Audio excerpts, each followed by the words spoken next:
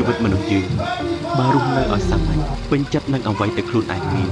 រៀនទទួលស្គាល់ការពិតបើកចិត្តឲ្យទូលាយធ្វើល្អឲ្យបានច្រើន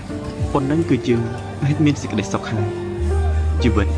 មិនថាមានឬក្រនោះទេអ្នកត្រូវតែមានចិត្តសប្បុរសចំពោះមនុស្សជុំវិញខ្លួនរស់នៅឲ្យសាមញ្ញត្រូវចាំថាការធ្វើល្អគឺជារឿងល្អបំផុតនៅក្នុងជីវិតមនុស្សយើងម្នាក់ឬខ្លះគឺវាពិតជាមិនត្រូវការពន្យល់ការបកស្រាយនោះឡើយតែបើយើងនៅតែនិយាយបកស្រាយវាក៏คล้ายទៅជារឿងអត់ប្រយោជន៍តាំងពីវិនាទីដំបូងដែលអ្នកបើកហើបមាត់និយាយមកម្ល៉េះវាមិនសំខាន់ទេថា